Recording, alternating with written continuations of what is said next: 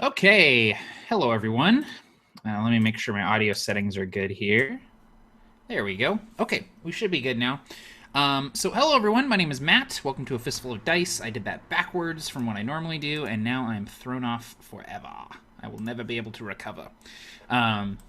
So thank you for joining me on this sort of impromptu live stream today. I'm going to be just hanging out and kind of rolling up a random 5th edition character. Because I have a game on Thursday that I'm fairly excited about. And the game is being run by my good friend Dungeon Master Johnny, who is going to be running his version of Oath of the Frozen King for me and Tim and Barker, also from Absolute Tabletop. So that's going to be a lot of fun. I think Dungeon Master Johnny's doing it a little bit different. He's going to turn it on its head a little bit. I think he's doing it... I think he's going to make it like desert themed, which I'm super into, so I'm really excited about that. So I need a level 1 5th edition Dungeons and Dragons character, and I'm going to do it completely random. I'm going to roll stats randomly. I've got a big fistful of dice here. I've got my RPG sort of randomizer dice with class, race, background, alignment. I threw my directional D4 in there for no reason. I threw my magic item dice in there, and I threw my dungeon location dice in there as well. So I'm not sure what I'm going to make of those things, but I'm going to use them as some inspiration here. So I'm also going to open up a notepad here just so we can keep track of the stuff that I roll here before we get to the meat and potatoes here. So first things first, let's just go ahead and take this big fistful of dice and roll them. You can get all the dice I'm using at rpgshop.com. Okay, so class is fighter, race, tiefling. Okay. All right, alignment, chaotic, neutral. Background, noble. Interesting. Okay. Noble background. And the direction I rolled is west. The dungeon location I rolled is glacier. So I'm not sure what all of that means, but I'm going to use it in my creation here. So let's go here. Let's say, okay, so we got tiefling, fighter, chaotic, neutral. Got noble background. Direction is west. Location is glacier. So I might use these things to sort of like decide where he comes from, maybe. But ultimately, they're just there to kind of help me and add a little random element. Oh, and the item I rolled is scroll. Item is scroll. I don't know what that means. Maybe it's something that he carries with him. I'm not sure. But there we go. All right. So next thing I'm gonna do is I'm going to do I have them down here? Oh, geez, they fell over.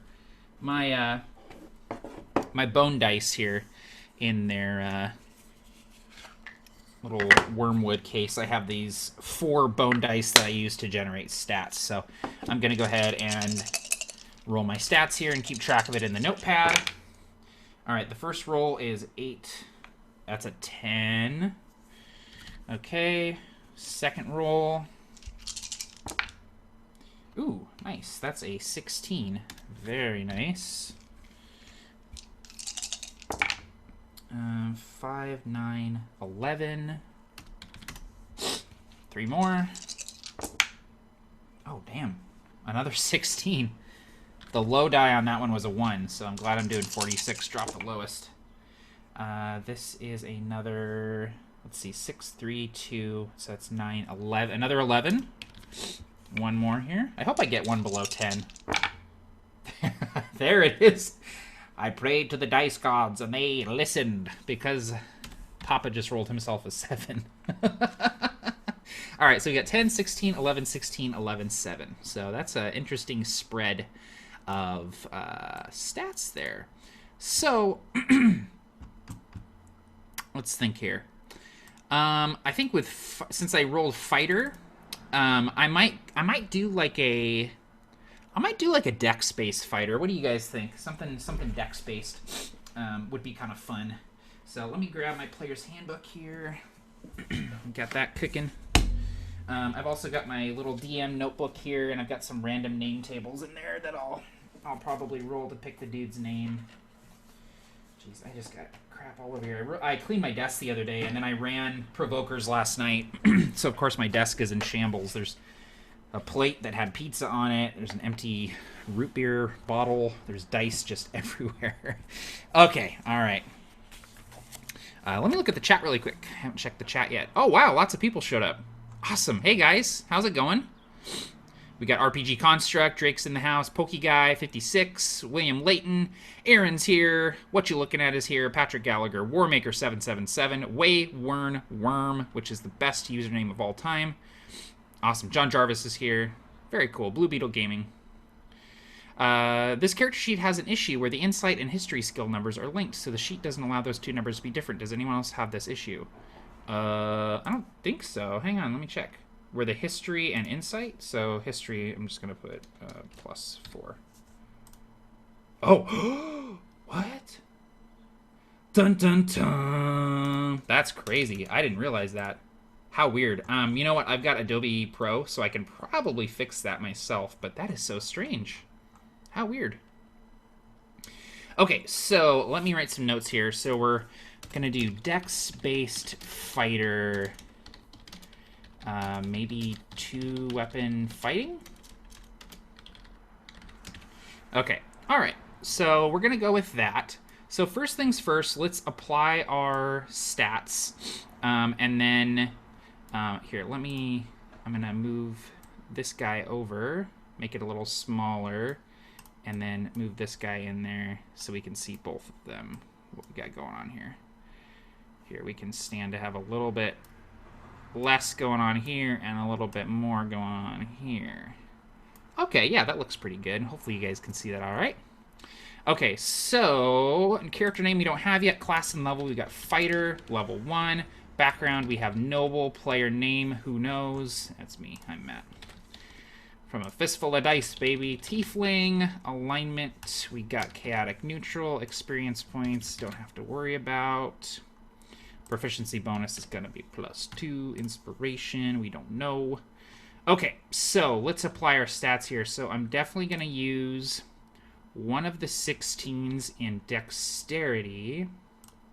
And I think I'm going to use the other 16 in con. So that's, let me get rid of these guys. So that's both 16s. And we've got 10, 11, 11, 7.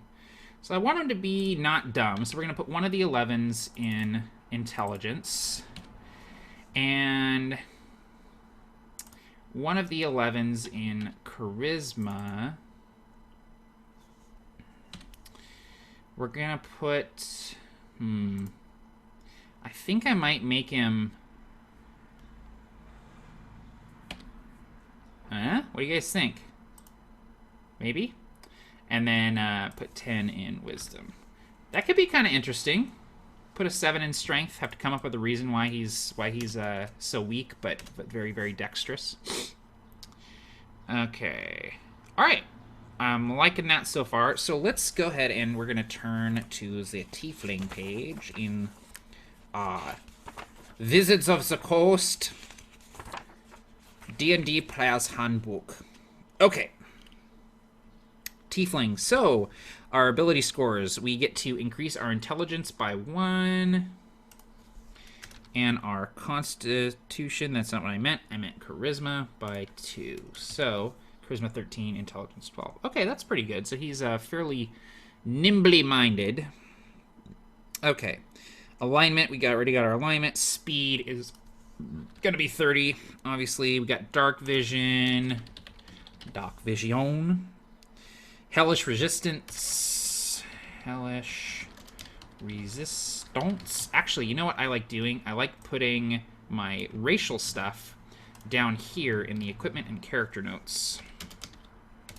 Hellish resistance, fire damage. So we got resistance to fire damage. Infernal legacy. Infernal legacy. We know the thaumaturgy cantrip. The thaumaturgy cantrip. Thaumaturgy. Cantrip. Cool. And then languages. I can common, do common and infernal. There we go. Cool, cool. Do do do do do do do. All right, so that's I think all of our stuff. So that's pretty cool. The Thaumaturgy cantrip will be neat. I can play with that. Okay, so we got our race. Let's go ahead and do our background really quick, and then our class. That's my preferred order. I like doing race, background, and then class. Especially since background, you get some skills that you that might overlap with your class. So we went with noble based on my role. So it's alphabetical, Matt. So you can figure that out. Okay, noble. All right. So skill proficiencies. We get history and persuasion. History, and in charisma we get persuasion. Tool proficiencies, one type of gaming set. So tools we'll do cards. I feel like he'd be good at cards for some reason. We get an additional language. I'm going to do which language should I do? You know what I'm going to do is I'm going to roll for it. Languages. Okay, so we're going to go with an exotic language. How many are here? 1, 2, 3, 4, 5, 6, 7, 8. I'm going to roll a d8 and take whatever the language is that I rolled. That's a 7. 1, 2, 3, 4, 5, 6, 7. Sylvan. Interesting. Very, very interesting. Sylvan. Sylvan Learning Center. Okay, so we got that rocking and rolling. Language is one of your choice, and then equipment. We get gear. We get fine clothes, signet ring, scroll of pedigree, and 25 gold pieces. Very good. Very, very good. All right. Let's see here. Now we need to roll our traits, personality traits. That's going to be a d8. I'm going to roll 2 of these guys. I like rolling 2 traits. 8. If you do me an injury, I will crush you, ruin your name, and salt your field. So if you wrong me, I will end you. Let's roll again. 2. The common folk love me for my kindness and generosity. Yet the common folk love me for my kindness. So what we have here is a dude who is well known, well respected, but secretly kind of an asshole because he's sort of got that Genghis Khan thing going on where it's like, dude, if you do me wrong, listen, I will salt your fields. I will go scorched earth on you. I will eradicate you from the history books. Okay, ideal. We're going to roll a d6 for that. 3. Independence. That's cool. Independence. I must prove that I can handle myself without coddling from my family. That's cool. I must prove that I can make it on my own. I like kind of rewording the stuff sometimes just to be a little bit closer. Bonds, we're going to come back to, and I'm going to explain why in a second, but I am going to go ahead and roll my flaw. 3. I too often hear veiled insults and threats in every word addressed to me, and I'm quick to anger. I tend to be paranoid and am quick to anger if I feel I am being wronged or insulted. Cool. All right, so for the bonds, we're going to do something a little interesting here. I'm going to go into the Oath of the Frozen King adventure kit. If I can find it here on this mess that we call our Google Drive, Oath of the Frozen King, and we're going to go into Adventure Overview. I'm going to pull this over on the screen so you guys can see it here in just a second. And we're going to use the Adventure Motivations table to pick my bond. So here we go. We got the Oath of the Frozen King playtest packet. I'm going to roll a d20 on Adventure Motivations, and these are motivations that are tied thematically to the adventure kit. So d20, I rolled a 2. Acting to restore Honor. You are descendants from the servants of the. You are descended from the servants of the Frozen King. This is your chance to redeem your name. Okay, cool. All right. So let me write that down here. Honor. Acting to redeem my name. Okay. Cool. I like that. I like that a lot. All right. So we got that rocking and rolling. That's all the background stuff. Yes. You know,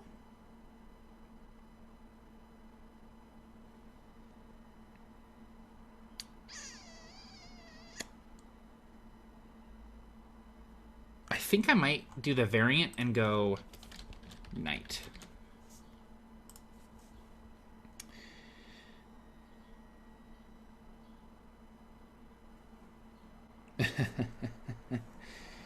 Okay, so this is an interesting thing. Instead of the position of privilege or whatever, I have retainers. I have common folk who help me with mundane tasks, will not fight or otherwise put themselves in danger. So this probably won't even come up because we're going to be in a dungeon, but just the fact that I know that I have retainers is pretty cool. So we're going to go with knight. So I'm not necessarily a person of privilege, but I am a well-off person who serves probably like a noble family or something like that. So I like that. I like that a lot. That's a variant thing that they have in the thing.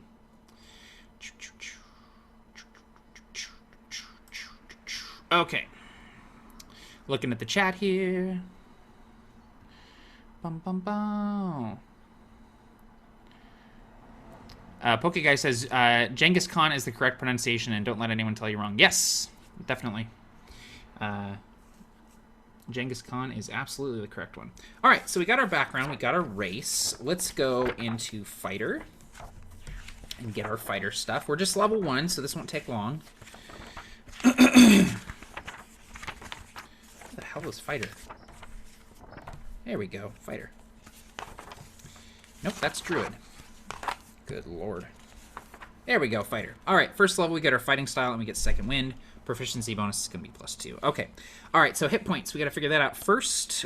We get 10 plus our constitution modifier, which is a +3. So we have 13 hit points. We have D10 hit die, and we have 1 D10 total.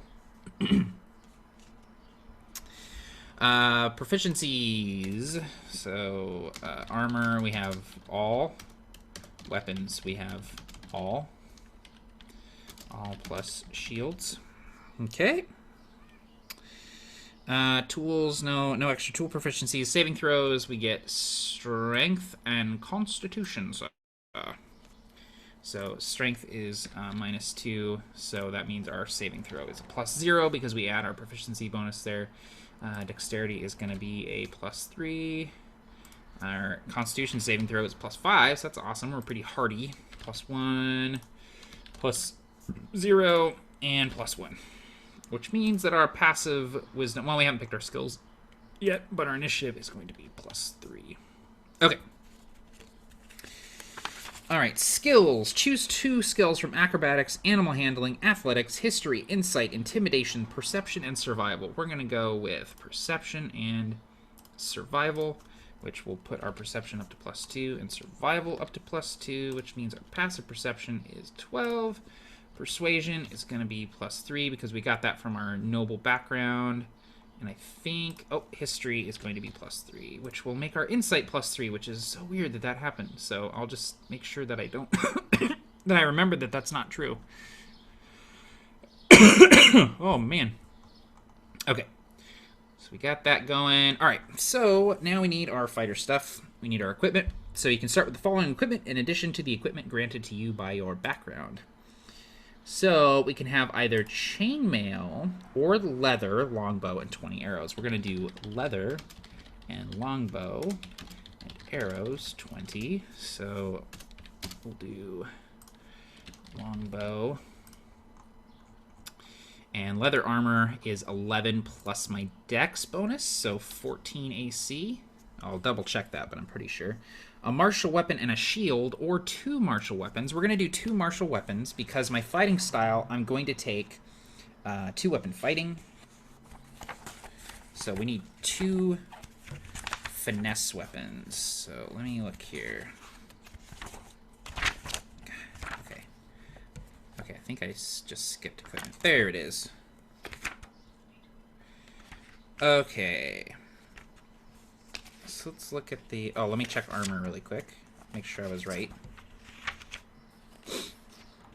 Leather... 11 plus dex mod. Yes, correct. Awesome. Okay. So... The only... Let's look here. Oh, man.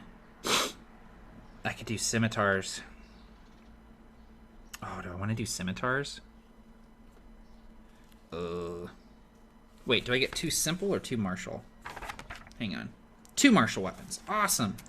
I'm not going to do scimitars. That's 2 on the nose. But I am going to do 2 short swords because I think that's cool. Short swords. Because those are light and finesse, so they will work with my 2-weapon fighting. So, arrow, longbow arrows, we're going to say short swords 2. Longbow arrows 20, fine clothes. Okay, cool. All right, so I'm feeling pretty good about that. Oh, man, I lost my page on the fighter stuff. There we go. All right, and let's see here. Or 2 hand axes. A light crossbow and 20 bolts, or 2 hand axes. We're going to go ahead and take the 2 hand axes, just so we have some throwing weapons, just in case. So we have short swords, hand axes, and a longbow. We're pretty decked out here. Okay, fighting style, we're going to do 2 weapon fighting. 2 weapon fighting. Add damage bonus to offhand attack. Bonus action, just so I remember. And then we also get second wind. 1d10. So it's once per short rest action. Or I think it's a bonus action, isn't it? On your turn, you can use a bonus action. Yeah. Bonus action to regain 1d10 plus 1, because it's 1d10 plus your fighter level of HP. All right, so those are my only 2 things. Okay, yeah, feeling good about that.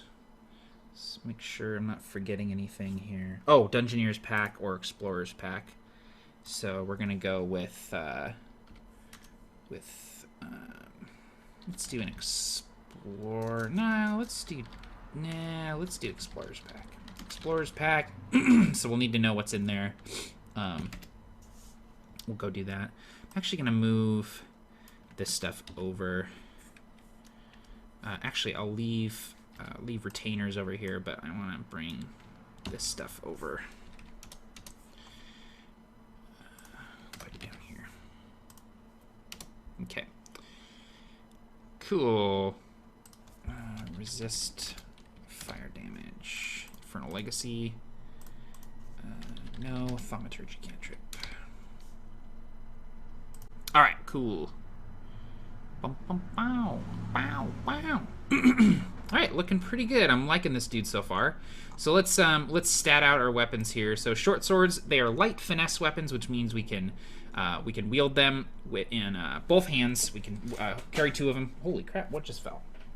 Oh, okay, no problem.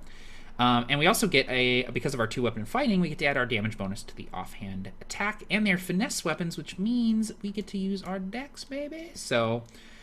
We add our dexterity and our proficiency bonus together to get +5 on the short swords, which is going to be the same, except for the hand axes, because the hand axes are not finesse weapons. So the hand axes are only going to be +0 because of my -2 strength. Right? Am I dumb? Is that correct? Hang on. Pretty sure that's the case. Hold up. I think if I'm throwing them, I can choose to use my dex. Pretty sure. Let me check here. Sorry, guys. I have played D&D before once or twice. I just forget this stuff. Here, I'm going to scroll up to the top here so you guys can see what I'm making. Okay, hand axe is light and it's thrown. It is not finesse. So hold up, let me check here. If a weapon has a thrown property, you can throw the weapon to make a ranged attack. If the weapon is a melee weapon, you use the same ability modifier for that attack roll and damage roll that you would use for the melee attack with the weapon. Yep, exactly. So hand axes are strength, but if you were to throw a dagger, you could use dexterity because it's a finesse weapon. So there you go.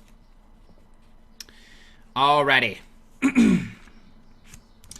So hand axes are going to be like a last resort sort of thing for me. So the short swords are 1d6 plus 3. The longbow is going to be a 1d8 plus 3. The short swords are going to be slashing. Longbow is going to be piercing. And the hand axes are going to be 1d6 plus 0 slashing. Okay, 2 attacks with short swords. I like making notes in here just so I can remember. Longbow range is going to be... I think it's... Is it 120, 240? No, 150, 600. Jeez. 150 to 600. And hand axe range, I believe, is 2060? Yes, 2060. So that basically means I can shoot the longbow up to 150 feet without any penalties. If I go beyond 150 feet, I fire with disadvantage. If I go beyond 600 feet, I simply cannot hit it. So I can't shoot beyond 600 feet for any reason. Alrighty, so I think we've got all our stuff. So now it's time to... let's do the Explorer's Pack really quick. So Explorer's Pack has inside of it a backpack, a bedroll. So we'll do backpack, bedroll, mess kit, tinderbox, torches, 10. Rations, 10. We also get water skin inside the pack. But more importantly, the pack comes with it 50 feet of rope. So rope, 50 feet, which will be very important. And I've also got 25 gold. I think I might buy... Let's see. I'm going to spend that money on... Let's get a... Let's grab a grappling hook, which is... Grappling hook is 2 GP, so that brings us down to 23. We've got a grappling hook. We're going to do...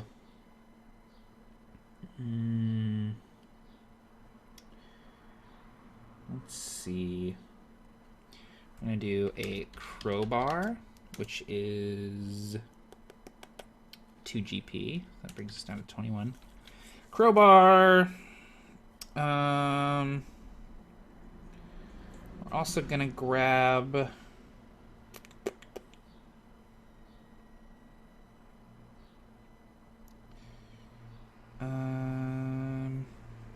what else do I want?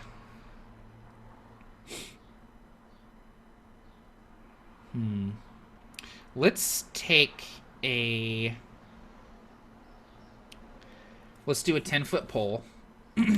Pole. 10 foot. And let's do a... Let's see, one more thing. Let's grab... No, you know what? I think that's good. And the 10-foot pole is some copper pieces, so we're just going to go ahead and spend the 20 gold there. So let's put the 20 gold at the bottom so we know how much we have. All right. Looking pretty good. Okay.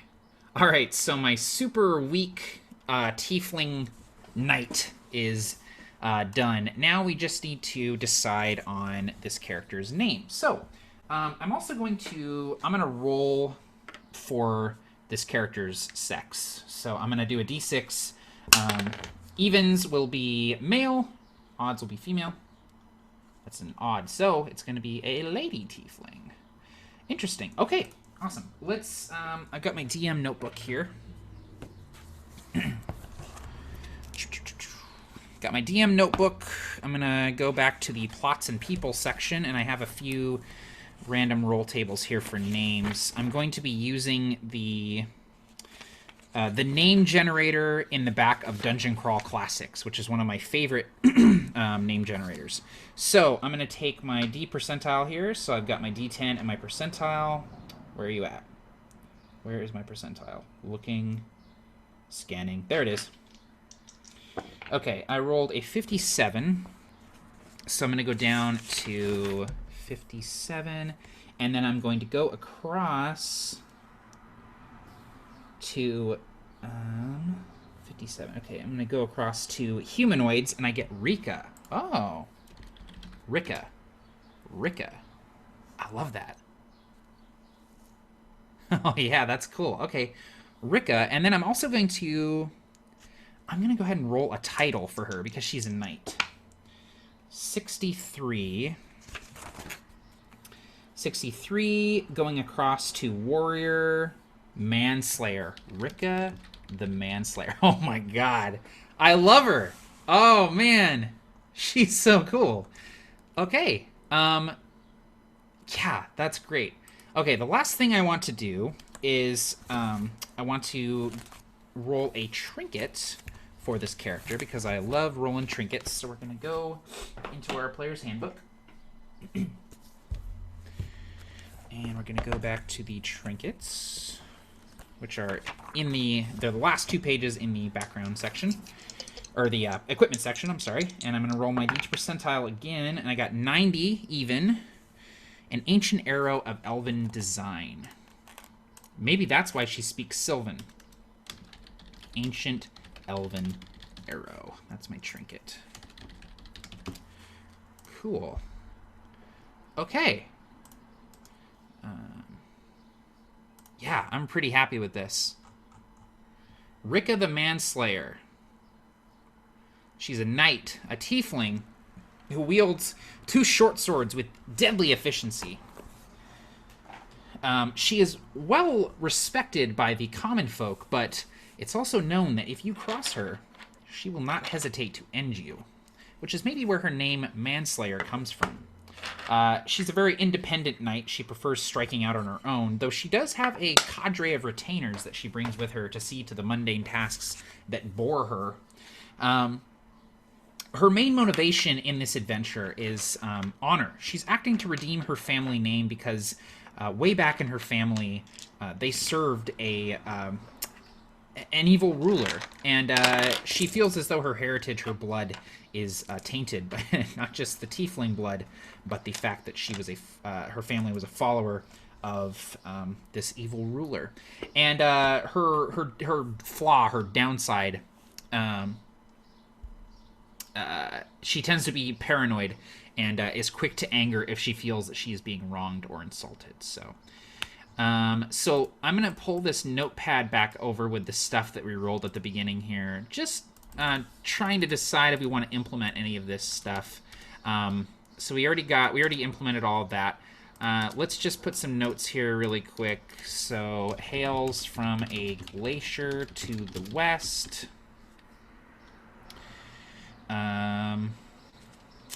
Serves a noble lord. Oh, hold up. I have an idea. Okay, serves a noble lord in that area who wishes to clear his family name of their connection to the evil ruler. He has been plagued by dreams and has dispatched Rickon the Manslayer to see to the task. Okay, so basically it's not her acting to redeem my lord's name? She's acting for her lord, her you know, basically the dude that sired her as a knight. She her name's not Rickon, it's Ricka. Why did I write Rickon? Ricka the Manslayer. Basically, she's acting on his behalf, which I think is cool. So, yeah. All right. Let me go through the chat here. Lots of good activity in the chat. Thanks for stopping by and hanging out with me, guys. I needed to make this character for Thursday, and I thought it'd be fun to stream it. So, I'm gonna start from the bottom and work my way up here because there's a lot of chat. So, let's see here. What you looking at says, does anyone have a trinket in real life that they carry around? I have a fidget cube from Antsy Labs. It's a little cube that has a bunch of little stuff on it, a bunch of little things on it. It has buttons, it has a rolling wheel, it has a little clicker thing.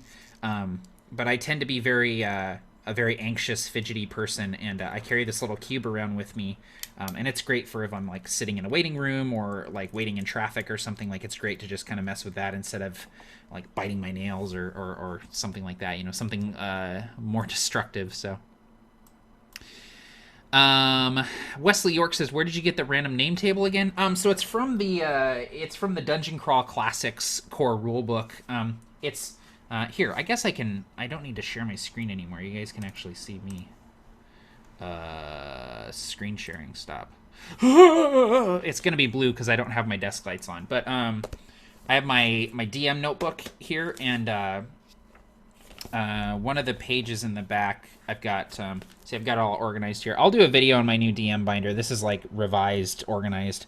I've got these little divider tabs here, and one of them is plots and people. And if I go back there, I've got like plot generator roll tables, NPC creator toolbox from the Pathfinder Game Mastery Guide, and then I've got, this is the Dungeon Crawl Classics name generator, which is one of my favorites. You basically roll a D percentile, and then you go across the list until you find your class, or in this case, humanoid. You know, you find your humanoid name, and then there's titles as well, which is how I found Rika the Manslayer. So,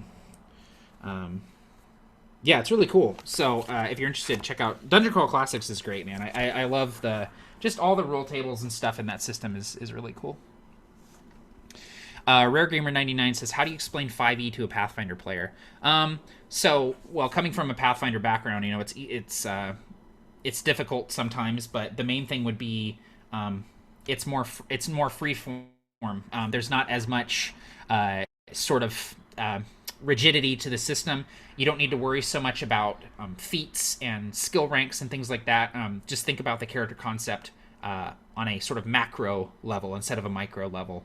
Think about who the character is rather than what they can do, and that will sort of help them, you know, figure out 5th edition. It's going to be jarring at first how simple 5th edition is compared to Pathfinder. I know it was for me, but it was also exactly what I was looking for at the time. So, yeah, that's why I like it. So, I've got time here. I'll answer a couple other questions, and then I got to get back to work. I have some work I need to do today. So, but I wanted to take a little break from work and roll up a D&D character and hang out with you guys. So it's one of the benefits of working from home is that I can, you know, during my breaks from work, I can get on and do streams and stuff. So, one thing that I'm going to be talking about here very soon. Where did it go? I lost it. One thing that I want to talk about very soon, and I'll probably do a review of it, is this little game that I got in the mail today. It's called Questlandia, and it's this wonderful little world-building game for 3 to 5 players where you build a doomed kingdom together and then play in it for 1 to 2 sessions. It's designed by Hannah Schaefer and Evan Rowland. I've had the PDF for about a week and I've been reading through it, and I just got the physical book. And it's just it's a delightful little game. I love it so much. I love world-building games like Microscope, and this is more geared towards sort of fantasy and being able to actually play in the world after you build it. So there will be more videos of this to come, I'm sure. I will likely do a review, and I also want to run a game of it here on the channel. And I think I've got Barker from Be a Better Game Master on board, as well as my good buddy Aaron, who I used to play lots of Call of Cthulhu with. He's going to be playing some Questlandia with me, so that'll be fun. Let's see here. The Stobful says that actually sounds great. I lately think Pathfinder is too convoluted. Yeah, I agree. And listen, like I love Pathfinder. I played Pathfinder for many years, and before that I played 3.5 and third edition for many years. The system I grew up playing. I cut my RPG teeth on third edition, so Pathfinder will always have a special place in my little withered nerd heart here. But the thing is that my time with Pathfinder has come and gone, and I still have most of my Pathfinder books back there, and I still crack them open. I have Pathfinder stuff in my DM notebook because it's good stuff. But as a rule set, it's not for me anymore, and I find that I'm migrating more towards the simpler, fluid, looser systems where there's more power given to the players and the dungeon master, and so that's where like 5th edition, the Black Hack comes in. I've lately been kind of reading up on some more OSR stuff like Dungeon Crawl Classics and Lamentations of the Flame Princess and games like that. So that's just sort of like where my RPG headspace is at right now. Maybe someday I'll be looking for something a little bit more crunchier, and I'll veer back towards that sort of mindset. But for now, I don't like the rules getting in the way of the story and the characters, and so that's why 5th edition for me is like my preferred like go-to system right now. Oh geez, I just lost a bunch of comments. Sorry if I'm not seeing your comments. There's a ton of people in the chat right now. There's more people in the chat right now than were in the Provokers game last night. It's because the Provokers is late and it's on a Sunday night. So let's see here. Oh, Aaron's in the chat. Hey Aaron, what you looking at? Okay, I thought of a trinket I have. Challenger coin. That's cool, man. Josh Law, yo, what is a recent DMing trick you've honed? Maybe something about handling complicated plots. So a recent DMing trick that I've honed. Ooh, I know there's something. I know that there's something. A recent DMing trick that I've honed, I guess, is, I don't know, lately I've been asking my players more for their collaboration in the game. So asking them, what's in this room, or what sort of weapon is this NPC carrying, or like last night in the Provokers, I asked Nate, hey Nate, your monk order, where would they be? Do they, they're probably nomadic, but do they have a place where they congregate, where that you can find them? I need to be better about doing that. That's something that like Barker is really good at doing. If you watch like the Winds of Cerceline campaign, he's really good at like soliciting collaboration from the players.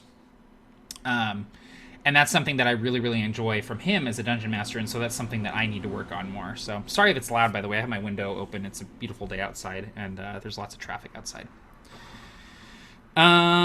David Gant says, you ever going to run a Dredd game on this channel? Probably not, just because I can't wrap my head around running a Dredd game online with the Jenga tower and stuff.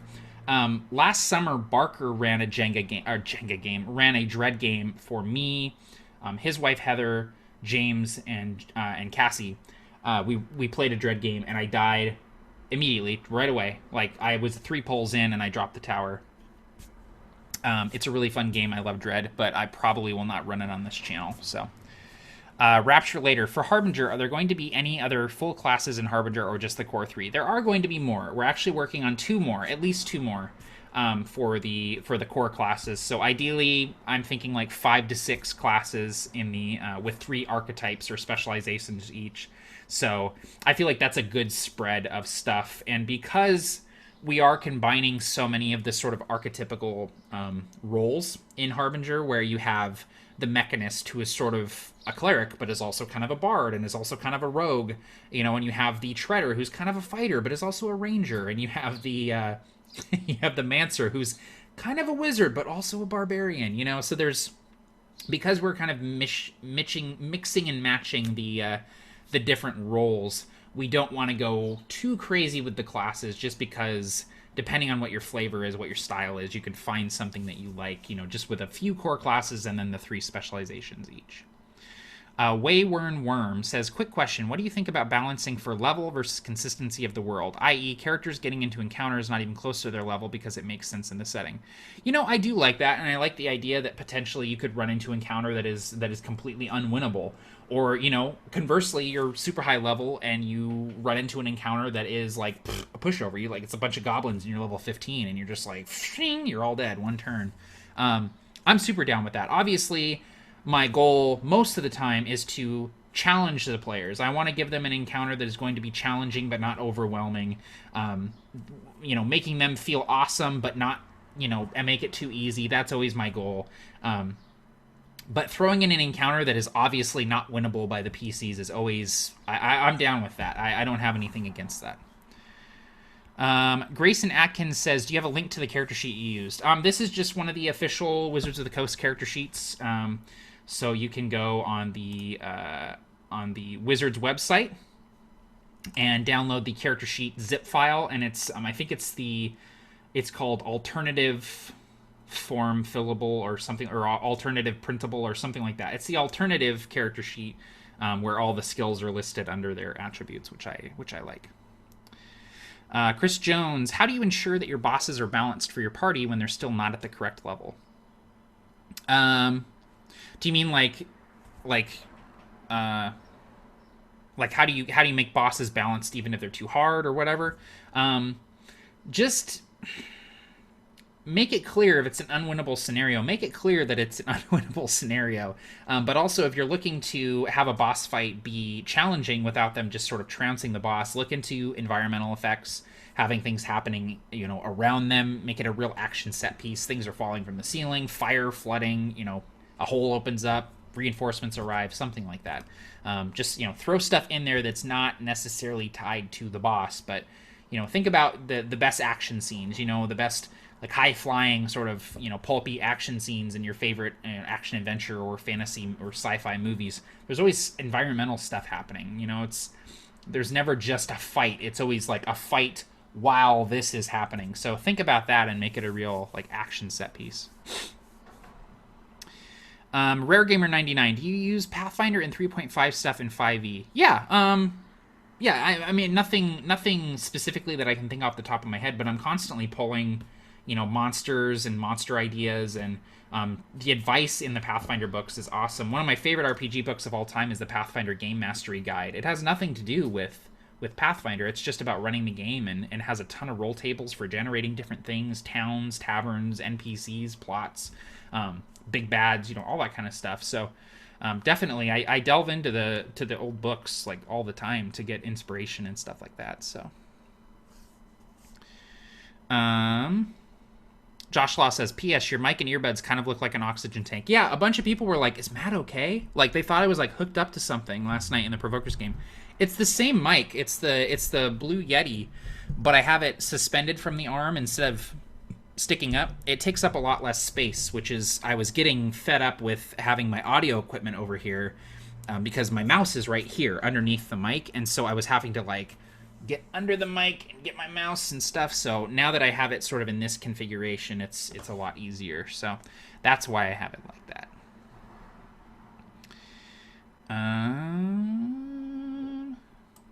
Let's see here. What you looking at says, when is there an AbTab game of Barker Stat going to happen? I don't know, man. Talk to Barker. I would love to play in some Barker Stat. Rapture later says, how do you feel about the Shadow system in Adventures in Middle-earth? I love it. And how do you think it would translate back into Core 5e? I love all of the stuff in Adventures in Middle-earth is awesome. I love the journey system. I love the Shadow, the corruption system. I love audiences. Adventures in Middle-earth was the biggest sort of get off my butt and do it inspiration for me with Harbinger, because it was... So what held me up with Harbinger for the longest time was I don't want to just use stuff from 5th edition in a different way. I want it to be completely unique and new. And then getting Adventures in Middle-earth, and you see, this is a thief, but it's a thief in Middle-earth. This is a fighter, but it's a fighter in Middle-earth. This is a ranger, but it's a ranger in Middle-earth. They take a lot of the stuff that just works in 5th edition, and they don't try and change it. They just say, this works, so we're going to use it, and we're going to reflavor it. We're going to add in some new features, some new abilities. It's going to be done in a different way. I loved that about Adventures in Middle-earth, and that's really what just got me rolling finally on getting Harbinger finished and ready to playtest, was seeing the way that the classes were constructed and how you can take things like a journey system or the shadow system and add it on to 5th edition because it's such a modular system and it just works. You know, it doesn't do anything game breaking, and I love that. I really, really love that. So Adventures in Middle-earth is probably like my favorite like third-party supplement to come out since the OGL was announced. I love that book so much. So yes, the corruption, the shadow system in Adventures in Middle-earth is great, and I think you could absolutely use that in any 5th edition game you're running if you're wanting to do something with, you know, shadow and corruption and things like that. So let's see here. Xerox says, oh, that's a mic. I was thinking, what is that oxygen tank doing here? Yeah, it's a mic. See, it's just a Blue Yeti. Yeah. It's so funny. People think it's an oxygen tank. I'm like, yeah, guys, I'm dying. This is the last video I'm ever going to make. Aaron says, I think there is always something valid and interesting about the PCs to retreat, run away, but maybe that's my Call of Cthulhu background. No, totally. I'm totally with you there, man. A lot of my, like, just gaming philosophies come from Call of Cthulhu. Jason Anderson, Matt, what kind of mic stand do you have for your mic? It's just a, here, I'll see if you can see it a little bit better, but it's just a mic stand. I got it on Amazon. I think it was like $30. It connects to the edge of the desk here, and then it has this arm that can come up and go down, and it rotates, and you can like tighten. It has a bunch of knobs on it. You can tighten to get it, you know, to stay where you want it. So I have mine, you know, fairly tight, but a little bit loose so I can move it around, but it's not going to flop around or anything like that. So, and it's nice because it's got the springs on here, so it absorbs a little bit of shock. So if you're banging on the table, it's not going to jostle the mic too much. So I really like it because I find that I touch things a lot when I'm talking. I'm very gesticular, so I touch the desk and stuff, and I found that if I just had it sitting on a stand, I was transferring a lot of sound into the mic. So Warmaker777, do you ever find yourself getting back into Let's Plays? I remember years ago you did one for Fallout 3. You know, I don't think that I will, just because now that I am coming up on 30, and I have all my freelance work, and I have my wife, and I have AbTab stuff, like it takes up so much of my time that when I play video games, I want it to just be Matt time. I want to be able to sit down and play The Witcher 3 and not worry about talking or recording or making sure that the audio is being captured or, you know, whatever. It's video games have become a very sort of personal thing for me where I don't really enjoy sharing that aspect of my life with people anymore, just because it is such a just like chill, relaxed sort of thing for me. So like never say never. It might get to the point where I'm able to take more time and do more things for the channel and stuff at some point, and would love to do more Let's Plays. But for now, just for me, because I get so little time to do them anyway, I could say that, you know, probably not in the near future. You won't be seeing any Let's Plays. I did a couple little video game videos a little while back. I was trying out Conan Exiles. I did some Baldur's Gate, stuff like that. But it's all just, you know, just trying stuff out, playing around. So let's see here. Jack Harrington. So is Harbinger going to be set in Aeronoth? No, Harbinger is set in its own setting, its own world. It's this gas giant called Bastion that is orbited by dozens of moons, and humanity is sort of stranded in this sort of you know, lunar satellite system because they have lost the ability to travel faster than light. So if you're interested, you can go to, let's see here, the link to sign up for the playtest is absolutetabletop.com/harbinger/sign-up. I will put that in the chat. And you can go and sign up, and you'll get the playtest packet. We're currently on the second iteration of the playtest, so it's version 0.2. You'll get some classes, you'll get a bunch of information about the setting and stuff. So if you're interested in all in Harbinger, go check it out. And we have a feedback form where you can give us feedback and let us know what you think. And you're free to run the system and all that kind of stuff. So Xerox Z says, gonna run a longer game tomorrow. Any tip for keeping players interested? Some of my players got bored in our last game. Take lots of breaks, man. Every couple hours, take a 5 to 10 minute break. Let people get drinks, go to the bathroom, tinker on their phone. Just do lots of breaks, and then when they come back, they'll be ready to go. Just make sure that you do that. Every couple hours, take a little break. Gamers Theater, as far as a fix for the Insight dupe, if you have access to prepare form under tools, navigate to the Insight cell box and ensure that it is named differently from the one that caused it. Cool. Yeah, that sounds good. I might do that after here, because I do have Adobe Pro, so I can get in there and do that. Jason Anderson, that's cool. I'm looking to get one for mine to make room on my desk. If you can give me the brand, please. That way I will know it will work. Yeah, I will... Oh, you know what? The brand's right here. It's Neewer, Neewer. I'm sure that there's nicer ones out there, but I like this one. It's fine. It's not fancy, but it's also not like, falling apart. I've had it for a couple years, and it is really nice because look I have all this room. It just clamps to the side of the desk. I can kind of like move it where I need to, so I really like it. William Layton says, Jason, search Rode mic stand on Amazon. You should find one pretty similar to the one Matt has. Yeah, that's a good recommendation. Okay, guys, so I'm going to go ahead and wrap this up. Thank you for stopping by and hanging out with me while I rolled up this 5th edition character. If you're interested in seeing this character in action, Rika the Manslayer, I'm going to be playing her in Dungeon Master Johnny's game on Thursday night, so it's going to be over on his channel. If you're not subscribed to Dungeon Master Johnny, go check it out. He's making videos again, which is great. It's great to have him back in the community. He always does good stuff. Johnny and I go way back, man. He's one of the big reasons why my channel even caught on. So I will always be thankful to Dungeon Master Johnny, and he was my first online Dungeon Master as well. I used to play in a campaign of his called the Crimson Tigers. So if you've been a follower of mine since the beginning, then you probably remember the Crimson Tigers. And it was me, and it was Keith Hershey Jr., Kirk from PhD 20. Who else was it? Oh, Carl from Natural 20 Games. I think that was it. Yeah, anyway, that was a fun campaign. So I'm really excited to be playing under Dungeon Master Johnny again. He's just a stellar Dungeon Master. He's one of those guys that can talk the talk and walk the walk. So really looking forward to it. It's going to be me. It's going to be Tim. It's going to be Barker. Oath of the Frozen King. It's going to be a lot of fun. So anyway, guys, thank you for stopping by. Thanks for spending a little bit of this afternoon with me, and we'll have more in the future, I'm sure. So take care, and happy gaming all.